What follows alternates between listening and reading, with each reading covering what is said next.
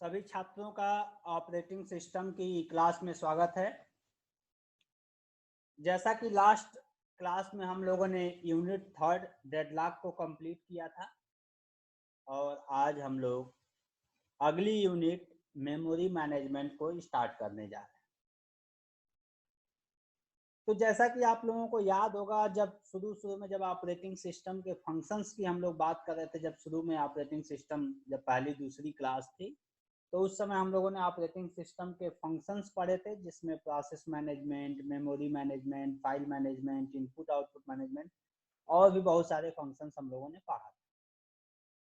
उसी में जो मेमोरी मैनेजमेंट का कॉन्सेप्ट है उसके बारे में आज हम लोग बेसिक क्लास लेंगे, जिसमें हम लोग ये जानने की कोशिश करेंगे कि आखिर मेमोरी मैनेजमेंट की जरूरत क्यों पड़ी, क्या है बेसिकली मेमोरी मैनेजमेंट। तो इसको हम लोग बहुत ही बेसिक से जानने की कोशिश करते हैं कि आया कैसे, मेमोरी मैनेजमेंट का कॉन्सेप्ट आया कैसे। तो बेसिक इंट्रोडक्शन की बात करें तो मान लीजिए कि अभी हमारे पास केवल सीपीयू है हमारे पास, ना मेन मेमोरी, सेकेंडरी मेमोरी या कुछ भी नहीं है। और ये सीपीयू कह रहा है कि भाई मेरे पास प्रोसेस ला के दो तो मैं उस प्रोसेस को रन करूंगा। अभी मेरे पास केवल सीपीयू है और सीपीयू ये कह रहा है कि मुझे प्रोसेस ला के दो, मैं उस प्रोसेस को रन करूंगा। जब ये बात आई तो अब ये देखा गया कि सबसे फास्टेस्ट स्पीड किसकी है, कौन सी ऐसी डिवाइस है जिसकी सबसे फास्टेस्ट स्पीड है, जो कि सीपीयू क्या करे, वहां से तुरंत जो है कि प्रोसेस को जो है कि वहां से ले और उसको एग्जीक्यूट करे, जिसमें बहुत ही कम टाइम लगे। तो देखा गया तो सबसे फास्टेस्ट स्पीड किसकी होती है। मैं मेन मेमोरी की बात नहीं करूंगा, सेकेंडरी मेमोरी की बात नहीं करूंगा अभी। अब आप कहोगे कैसे मेमोरी की स्पीड तेज होती है? जी नहीं, सबसे स्पीड फास्टेस्ट मेमोरी यदि डिवाइस कोई है तो वो है रजिस्टर। ठीक, तो रजिस्टर यदि हम रजिस्टर भी एक तरह से डिवाइस, मेमोरी स्टोरेज डिवाइस है, जिसमें हम लोग क्या कर सकते हैं, कुछ प्रोसेस को उसमें रख सकते हैं। तो जब ये बात आई कि रजिस्टर में यदि हम प्रोसेस को रखते हैं तो ये बहुत ही तेज, ये सीपीयू जो है कि वहां से प्रोसेस को लेगा और जो है कि क्या करेगा, उसको एग्जीक्यूट करेगा। लेकिन जैसा कि हम लोग जानते हैं कि जो रजिस्टर होता है उसकी साइज बहुत ही छोटी होती है, उसकी साइज बहुत ही छोटी होती है। अब इस केस में यदि कोई प्रोसेस जो कि बड़े साइज का है, जो कि रजिस्टर के साइज में नहीं आ सकता है, उस केस में उस प्रोसेस को सीपीयू एग्जीक्यूट कैसे करेगा, ये समस्या आ गई। भाई स्पीड तो मिली उसको, बहुत ही फास्टेस्ट स्पीड मिली, लेकिन समस्या ये आ गई कि जहां जो है कि बड़े प्रोसेस आ जा रहा था, प्रोसेस की साइज बढ़ जा रही थी, जो कि रजिस्टर के अंदर नहीं आ पा रही थी, वहां पे ये रजिस्टर को यूज नहीं कर पा रहा था। क्यों? क्योंकि रजिस्टर के अंदर उस प्रोसेस को हम होल्ड ही नहीं कर सकते। भाई ठीक है, सीपीयू जो है कि प्रोसेस को रन करने का काम तो करेगा, लेकिन उस प्रोसेस को हमें कहीं ना कहीं रखना तो पड़ेगा। तो हमने पहले रजिस्टर यूज किया, लेकिन रजिस्टर के साथ समस्या क्या आ गई, रजिस्टर का चूंकि साइज बहुत छोटा था। अब रजिस्टर का साइज छोटा होने की वजह से यदि कोई प्रोसेस बड़े साइज का है तो वो रजिस्टर यूज नहीं कर सकता था। सीपीयू भाई बड़ा परेशान, यार स्पीड तो मिली, लेकिन यदि प्रोसेस बड़ा हो जा रहा है, बड़े साइज का हो जा रहा है, तब तो मेरे लिए बड़ी समस्या हो जाएगी, मैं तो उसको रन कर ही नहीं पाऊंगा। तब कॉन्सेप्ट आया सेकेंडरी मेमोरी का। सेकेंडरी स्टोरेज, जहाँ स्पेस की बात आ रही थी, सेकेंडरी मेमोरी की बात करें तो ये आपका 100 GB, 200 GB, 500 GB, 1000 GB से भी ज्यादा स्टोरेज का हो सकता है। यहाँ पे अब बात आई कि इसको भरपूर स्पेस, यानी कोई कितना बड़ा भी प्रोसेस हो उसको हम सेकेंडरी मेमोरी में क्या कर सकते हैं, रख सकते हैं। अब सीपीयू क्या करने लगा, सेकेंडरी मेमोरी से उस प्रोसेस को लेने लगा। अब जब उस प्रोसेस को लेने लगा और एग्जीक्यूट करने लगा, तो सीपीयू ने देखा कि यार सेकेंडरी मेमोरी से जब हम प्रोसेस को लेके आ रहे हैं, उसको एग्जीक्यूट कर रहे हैं, इसमें टाइम बहुत ज्यादा लग रहा है, इसमें टाइम बहुत ज्यादा लग रहा है। क्यों? क्योंकि यहाँ सेकेंडरी मेमोरी से सीपीयू तक जो प्रोसेस आएगा वो बस के माध्यम से आएगा, ठीक है, बस चैनल के माध्यम से आएगा। अब यहाँ पे चूंकि जो है ये स्लो स्पीड के होते हैं, तो रजिस्टर तो हाई स्पीड का था, वहां तो तुरंत हो जा रहा था, लेकिन प्रॉब्लम आई स्पेस की। स्पेस की प्रॉब्लम दूर करने के लिए रजिस्टर को हटा के जब सेकेंडरी मेमोरी दिया गया, जहां स्पेस की कोई दिक्कत नहीं थी, तो यहाँ दिक्कत आ गई किसकी, स्पीड की। अब सीपीयू बड़ा परेशान, यार ये रजिस्टर भी नहीं काम किया, रजिस्टर में स्पीड तो थी लेकिन बड़े प्रोसेस के लिए नहीं यूज कर पा रहा हूं। अब दूसरा कॉन्सेप्ट आया सेकेंडरी मेमोरी का, तो इसमें दिक्कत ये आ गई कि साला इसमें टाइम ही ज्यादा लग रहा है। अब करें तो करें क्या? तब जो है कि आया हमारा कॉन्सेप्ट मेन मेमोरी का। मेन मेमोरी का कॉन्सेप्ट आया, मेन मेमोरी इंट्रोड्यूस हुआ।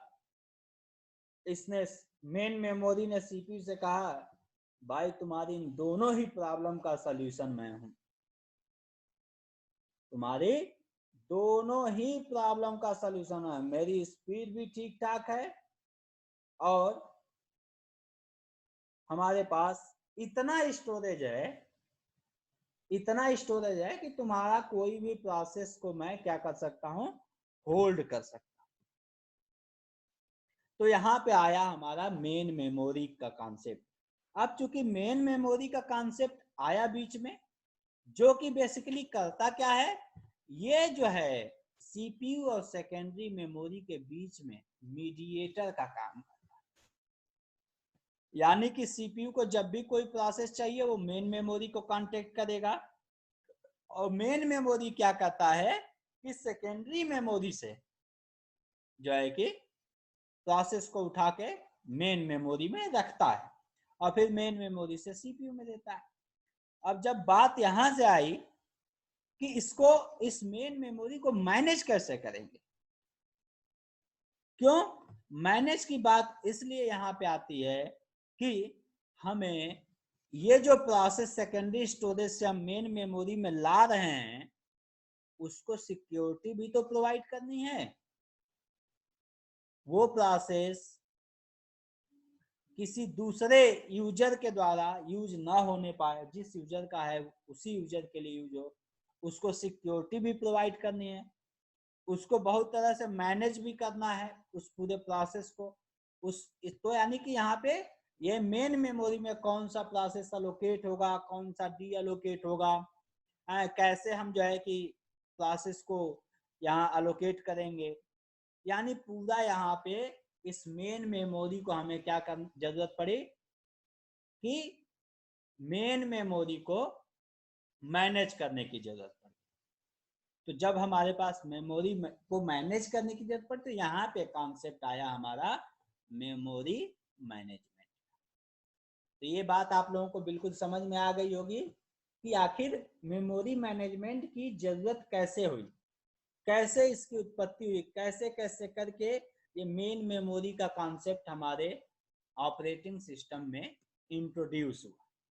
तो आइए हम मेमोरी मैनेजमेंट दोबारा से, ये हम लोग ऑलरेडी पहले चैप्टर में पढ़ चुके हैं, फिर भी एक बेसिक, बिल्कुल बेसिक से शुरू करेंगे हम लोग, एक एक चीज को समझते हुए चलेंगे। तो सबसे पहले हम बात करते हैं कि मेमोरी मैनेजमेंट की डिफिनीशन क्या है। तो ये तो हम लोग सब लोग जानते हैं कि मेमोरी मैनेजमेंट जो है एक क्या है, ऑपरेटिंग सिस्टम का एक फंक्शन है। ये फंक्शन ऑफ ऑपरेटिंग सिस्टम है, यानी कि ऑपरेटिंग सिस्टम का एक फंक्शन है मेमोरी मैनेजमेंट, जो कि मेन मेमोरी को मैनेज करने का काम करता है, जो कि मेन मेमोरी को मैनेज करने का काम करता है।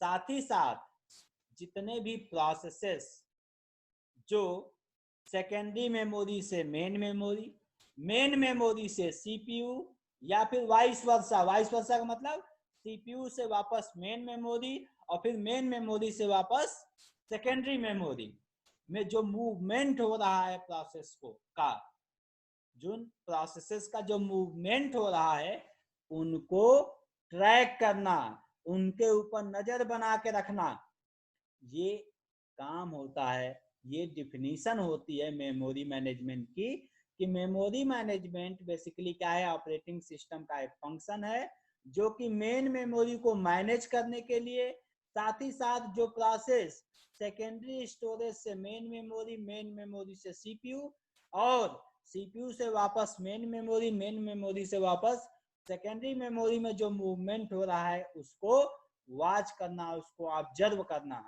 ठीक है, उनको ट्रैक करने का काम जो है कि मेमोरी मैनेजमेंट का होता है। तो आइए हम देखते हैं कि मेमोरी मैनेजमेंट के कौन कौन सी फंक्शनैलिटी है, क्या क्या काम करता है, बेसिकली ये क्या क्या काम करता है, इसके बारे में बात करते हैं। तो जो सबसे पहला फंक्शनैलिटी है मेमोरी मैनेजमेंट का, कि ये ट्रैक करता है, ये चेक करता है कि कौन सी मेमोरी इस समय, जो हमारा मेन मेमोरी है उसमें बहुत सारे ब्लॉक्स होते हैं बेसिकली, तो उसमें कौन सा मेमोरी हमारा यूज में है, यानी कि एग्जीक्यूशन में है, रनिंग मोड में है, और कौन सी मेमोरी हमारी क्या है, फ्री है। पहला फंक्शनैलिटी।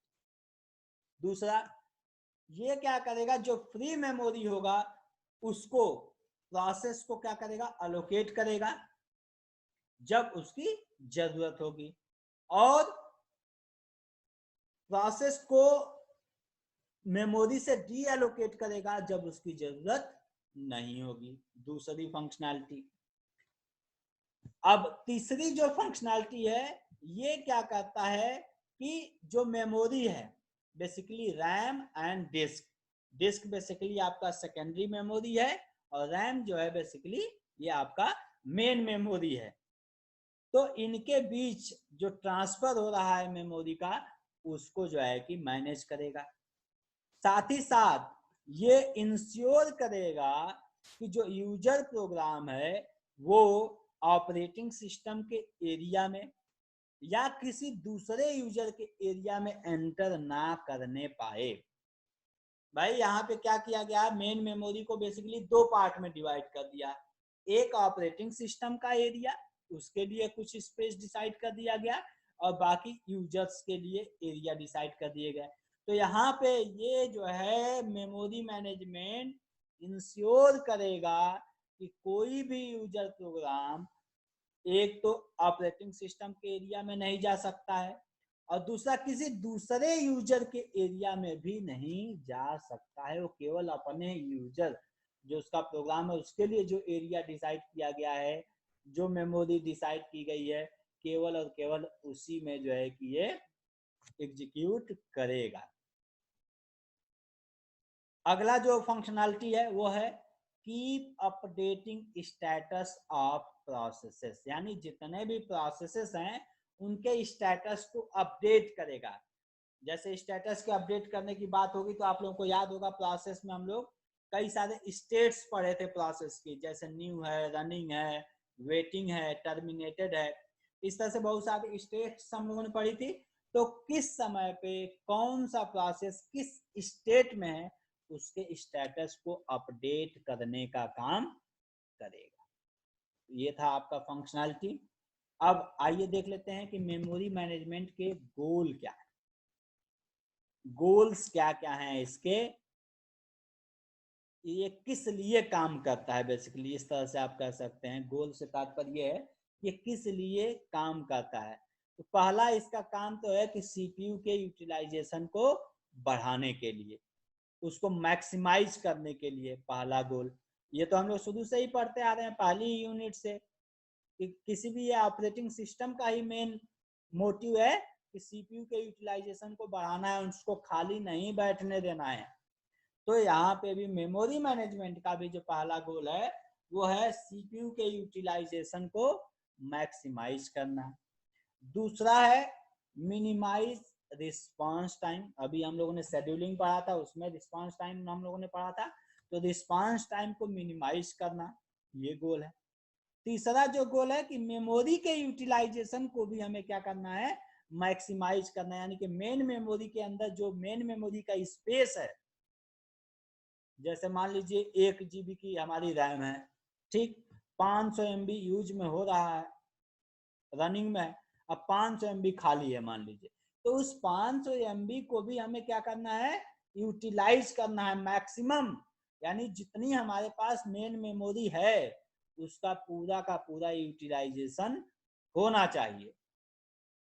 चौथा जो गोल है वो है प्रायोरिटाइज इंपॉर्टेंट प्रोसेसेस, यानी कि कुछ ऐसे महत्वपूर्ण प्रोसेसेस हैं जिनको प्रायोरिटी के बेस पे सबसे पहले एग्जीक्यूट करना जरूरी है, उनको प्रायोरिटी देना।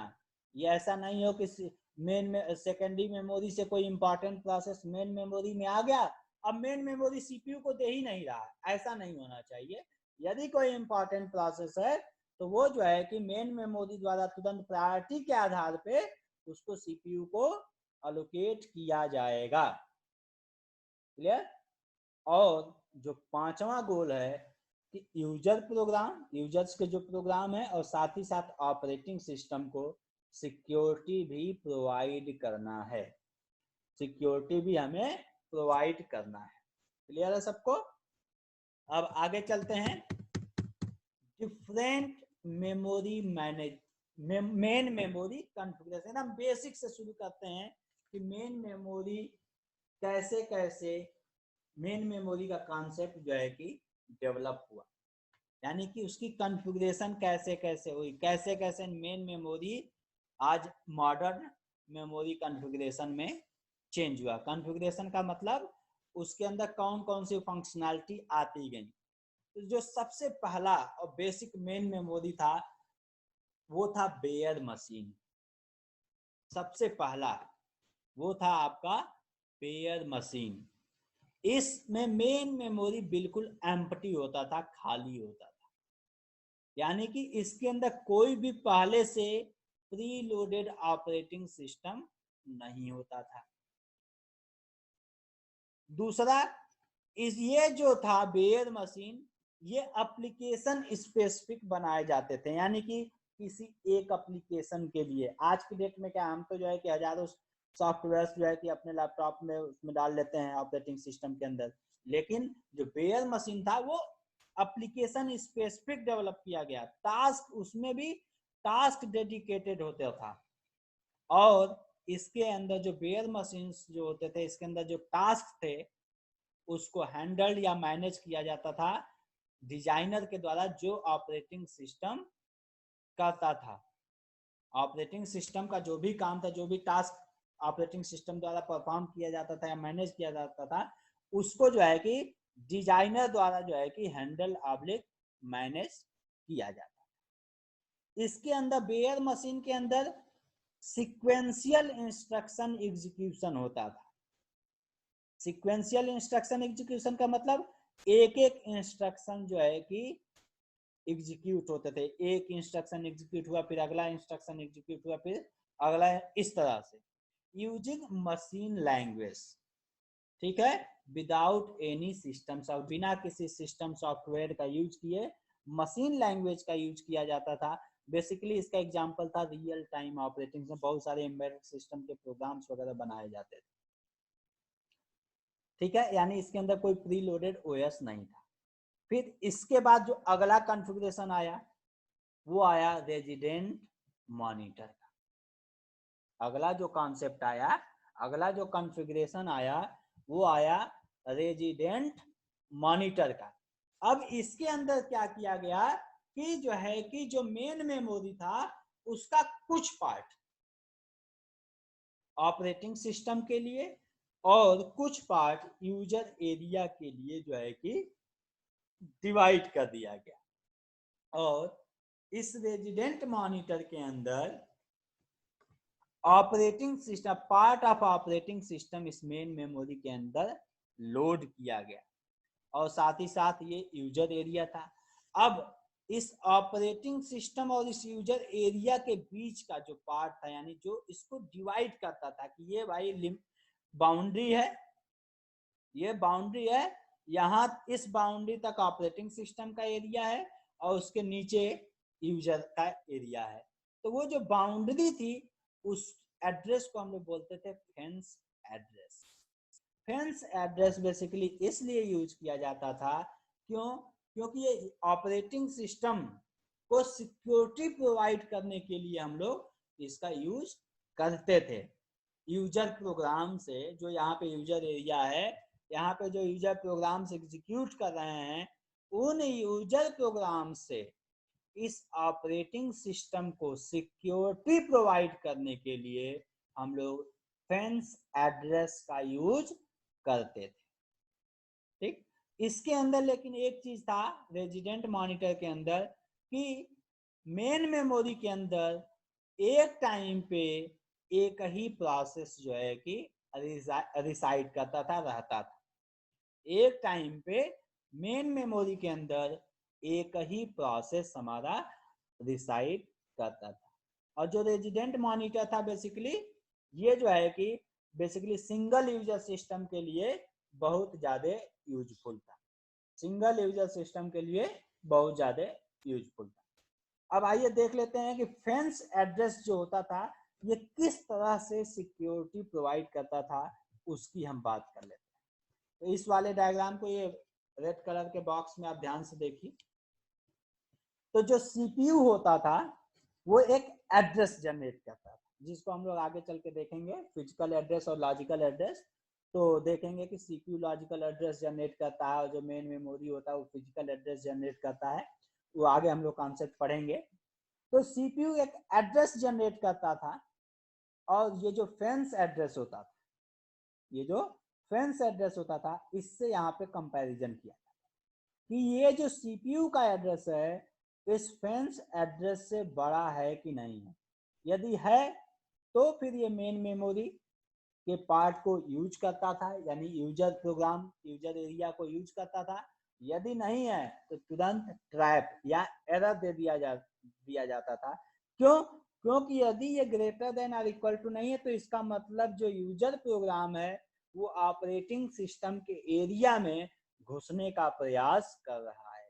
कैसे?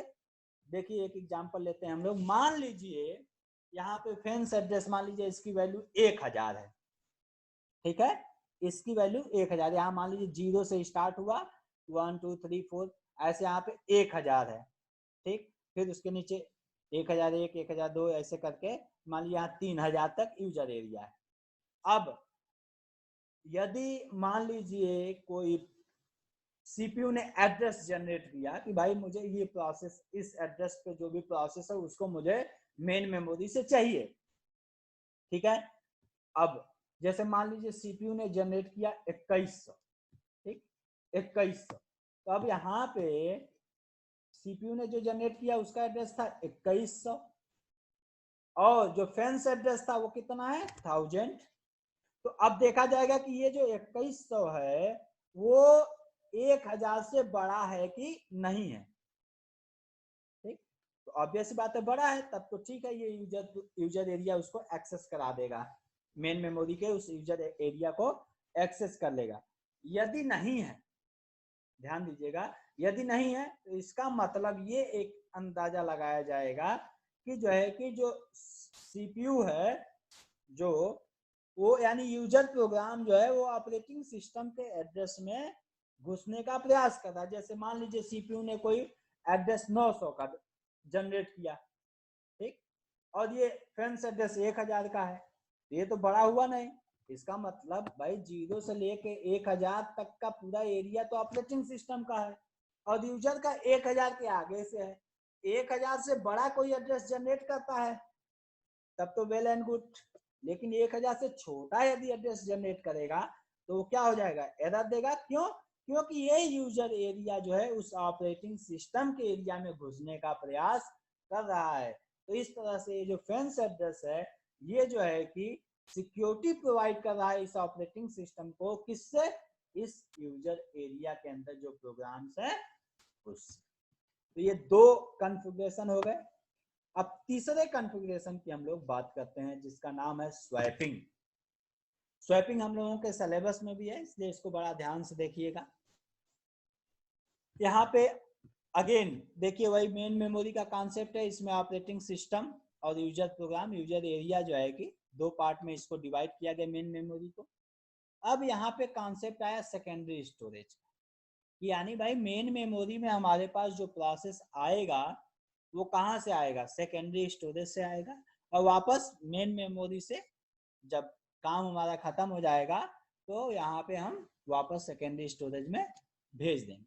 तो जब भी कोई प्रोसेस सेकेंडरी स्टोरेज से मेन मेमोरी में आएगा उसको हम लोग बोलेंगे स्वैप इन, यानी कि एक प्रोसेस सेकेंडरी स्टोरेज से मेन मेमोरी में जब आएगा इस प्रोसेस को हम लोग बोलेंगे स्वैप इन। और जब कोई प्रोसेस मेन मेमोरी से सेकेंडरी स्टोरेज में हम उसको वापस बैक करेंगे, भेजेंगे, तो उसको हम लोग बोलेंगे स्वैप आउट, उसको हम लोग बोलेंगे स्वैप आउट। यहाँ पे स्वैप इन और स्वैप आउट, ये यानी जो स्वैपिंग की प्रक्रिया है, यानी कि मेन मेमोरी सेकेंडरी स्टोरेज से मेन मेमोरी में स्वैप इन और मेन मेमोरी से वापस सेकेंडरी स्टोरेज में स्वैप आउट, ये जो दोनों प्रोसेस है इसी से बना है आपका स्वैपिंग। अब लेटर सपोज एक प्रोसेस P3 है जो यूजर प्रोग्राम यूजर एरिया में एग्जीक्यूट कर रहा है, ठीक। अब ये प्रोसेस P3 वापस स्वैप आउट किस किस कंडीशन में हो सकता है ये देखना। तो पहला तो कंडीशन ये है कि ये P3 प्रोसेस अपना टास्क जो इसका काम था इसने सक्सेसफुली कंप्लीट कर लिया है, उस केस में वापस स्वैप आउट हो जाएगा, पहली कंडीशन। दूसरी कंडीशन क्या है कि यदि ये P3 जो है एक्टिव है, क्यों कि इसने काम तो कंप्लीट कर लिया है लेकिन इसका अभी कुछ काम जैसे इनपुट आउटपुट ऑपरेशंस का काम बचा हुआ है, उस केस में भी इसको क्या कर दिया जाएगा, स्वैप आउट कर दिया जाएगा। तीसरी कंडीशन क्या हो सकती है, एबनॉर्मल टर्मिनेशन ऑफ P3, यानी इस प्रोसेस P3 का कोई एरर आ गया, कोई ट्रैप हो गया, ठीक है, उस केस में हमें एबनॉर्मल टर्मिनेशन करना पड़ रहा है, उस केस में भी ये स्वैप आउट हो जाएगा। जब भी हम इस प्रोसेस P3 को वापस सेकेंडरी स्टोरेज में हम स्वैप आउट करेंगे तो हमें मेनली 2 से 3 चीजें हम लोगों को देखनी पड़ेंगी, चेक करनी पड़ेगी। 2 चीजें मेनली हम लोगों को चेक करनी पड़ती है। पहली चीज कि जो ये मेन मेमोरी में प्रोसेस P3 एग्जीक्यूट कर रहा था, तो एग्जीक्यूशन के बाद क्या इसके डेटा में कुछ मॉडिफिकेशन हुआ है? यदि P3 मॉडिफाइड हो गया, यानी पहले उसका डेटा कुछ और था, अब वापस यहाँ पे एग्जीक्यूशन हुआ, एग्जीक्यूशन के बाद उसका डेटा कुछ चेंज हो गया है, तो हम क्या करेंगे, इस डिस्क में यानी सेकेंडरी स्टोरेज में इसको राइट कर देंगे, यानी इसको हम क्या कर देंगे, राइट कर देंगे, ठीक। यानी उसको हम सेकेंडरी स्टोरेज में परमानेंटली उसको स्टोर कर देंगे, चेंज कर देंगे जो भी चेंजेज हुआ है। यदि ये प्रोसेस P3 जो है केवल रीड मोड में था, यानी केवल इसको एक्सेस किया गया है, ठीक है, लेकिन इसके अंदर कुछ चेंज नहीं किया गया है, तो यहाँ पे हम कुछ भी नहीं करेंगे, जस्ट इसको क्या करेंगे, इसी P3 को वापस ले जाके सेकेंडरी स्टोरेज में जहाँ पे P3 का स्पेस था, एड्रेस था, वहीं पे ओवरराइट कर देंगे और कुछ भी नहीं करेंगे। हाँ ये बात है, ये जो स्वैपिंग है, स्वैपिंग में जो बेसिकली सेकेंडरी स्टोरेज से मेन मेमोरी, फिर मेन मेमोरी से सीपीयू, जब भी कोई नया प्रोसेस सीपीयू के पास आना चाहेगा उस केस में ये कंसिडरेबल टाइम यानी कि एक टाइम ज्यादा लेता है। जैसा कि हम लोग जान ही रहे थे, सेकेंडरी स्टोरेज से जो है कि मेन मेमोरी एक बस के माध्यम से प्रोसेस का ट्रांसफर होगा, डेटा का ट्रांसफर होगा, यानी वहाँ टाइम लगेगा। फिर मेन मेमोरी से हमें सीपीयू में भेजना है, तो यहाँ पे एक जो है कि हमें ज्यादा टाइम जो है कि स्वैपिंग में लगता है। चलिए अगला जो कॉन्फ़िगरेशन हम लोगों को पढ़ना है वह है स्वैपिंग यूजिंग बफर। यानी ये बिल्कुल स्वैपिंग की तरह है, बस यहाँ पे एक छोटा सा चेंज ये कर दिया गया कि जो यूजर एरिया था उसके अंदर दो पार्ट हमने और क्रिएट कर दिए, जिसका हमने नाम दिया बफर 1 और बफर 2। और यूजर एरिया तो था ही, ऑपरेटिंग सिस्टम का एरिया भी था, और ये हमारा सेकेंडरी स्टोरेज जहाँ पे बहुत सारे हमारे प्रोसेसेस परमानेंटली स्टोर किए गए हैं।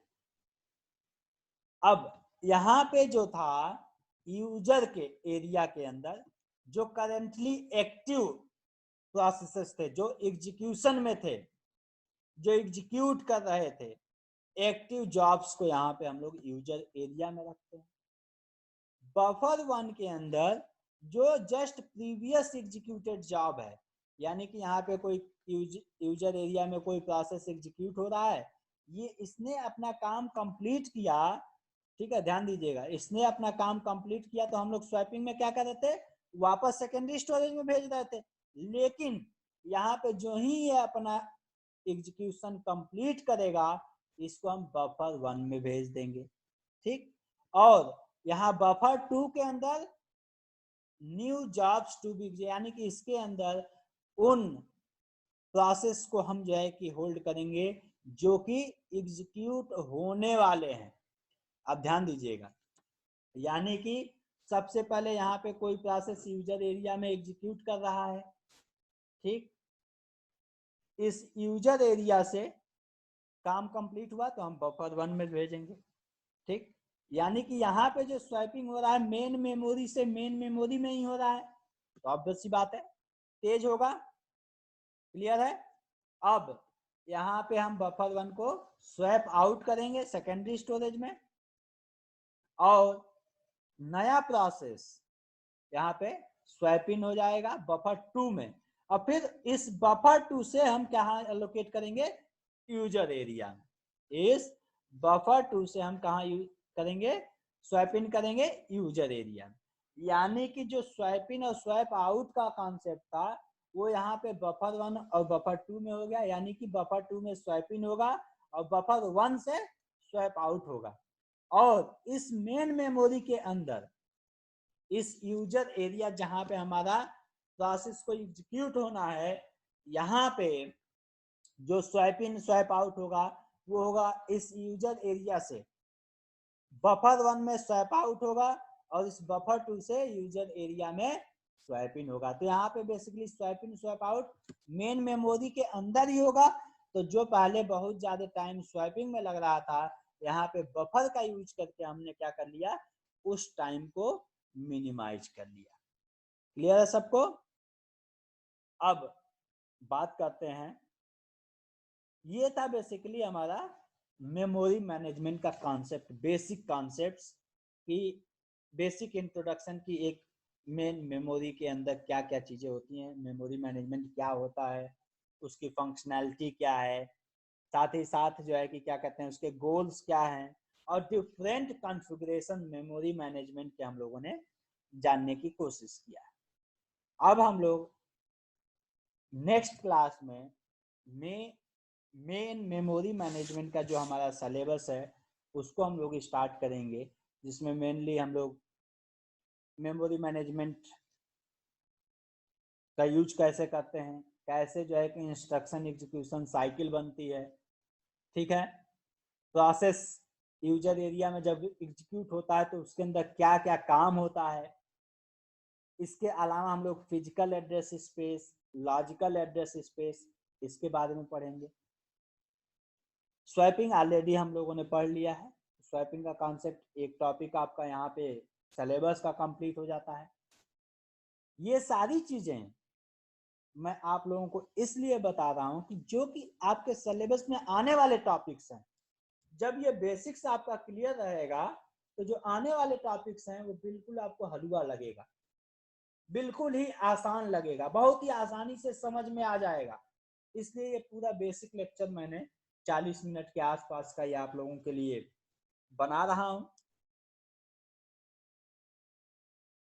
फिर हम लोग जब physical address space, logical address space पढ़ेंगे, फिर हम लोग कंटिग्यूअस मेमोरी एलोकेशन पढ़ेंगे, नॉन कंटिग्यूअस मेमोरी एलोकेशन पढ़ेंगे।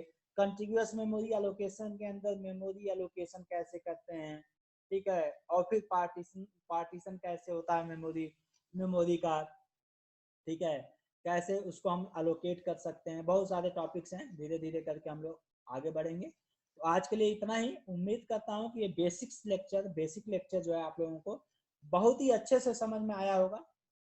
बाकी हम लोग नेक्स्ट लेक्चर में इस मेमोरी मैनेजमेंट के यूनिट को आगे बढ़ाएंगे और इसको अच्छे से हम लोग कवर करेंगे। धन्यवाद।